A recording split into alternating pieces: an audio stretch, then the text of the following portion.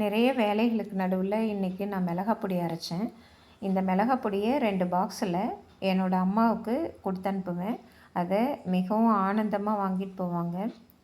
இந்த மிளகாய் பொடி அரைக்கிறதுல மிகவும் ஆனந்தம் சொன்னேன் இல்லைங்களா, அதுக்குள்ளே ஒரு மிகப்பெரிய கதை இருக்குது. அவங்க அவங்க நினச்ச மாதிரி மிளகாய் பொடி கூட அரைச்சிக்க முடியாது. அப்பா மிகப்பெரிய அதிகாரியாக, அரசு அதிகாரியாக இருந்தால் கூட அவருக்கு சேல்ரி அப்போல்லாம் ரொம்ப கம்மிங்கிறதுனால பட்ஜெட் போட்டு தான் குடும்பம் நடத்தணும் அப்படின்னு சொல்லிட்டு, அதாவது அந்த செலவுகளை குறைச்சிட்டு, வீட்டு செலவுகளை குறைச்சிட்டு எங்களை படிக்க வைக்கணுங்கிற மோட்டிவேஷனில் தான் இருப்பார்.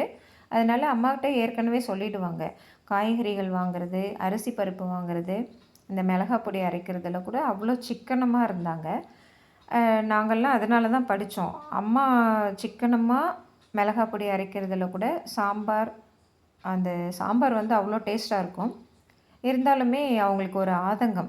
நாங்கள்லாம் எங்கள் ஃப்ரீடத்தோட மிளகாய் பொடி அரைக்கிறோம் அப்படிங்கிறத பார்த்து மகிழ்ச்சியாகவும் இருப்பாங்க. அதே சமயத்தில் அவங்களுக்குள்ள ஆதங்கமும் இருந்தது.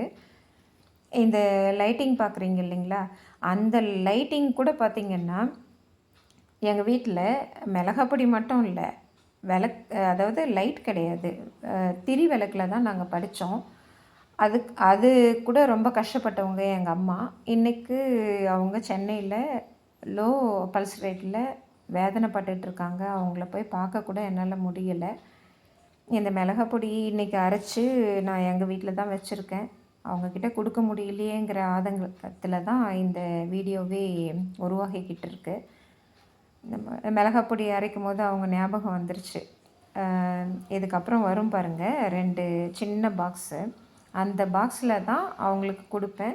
அவ்வளோ ஆனந்தமாக வாங்கிட்டு போவாங்க. அது என் தங்கைக்கும் ஒன்று கொடுப்பாங்க. அவளும் அதை யூஸ் பண்ணுவாள். நான் வந்து போடுற அந்த இன்க்ரீடியண்ட்டு, அந்த மிளகாய் பொடி இன்க்ரீடியண்ட்டு அவங்க 2 பேருக்குமே பிடிக்கும். அம்மாவை பார்த்துட்ருக்கா. இந்த 2 பாக்ஸில் தான் நான் கொடுப்பேன். அவங்க அவ்வளோ ஆனந்தமாக வாங்கிட்டு போவாங்க. அவங்களுக்கு அந்த ஆதங்கம் இந்த வயசுலேயும் இருக்குது. அவங்க நலம் பெறணும்.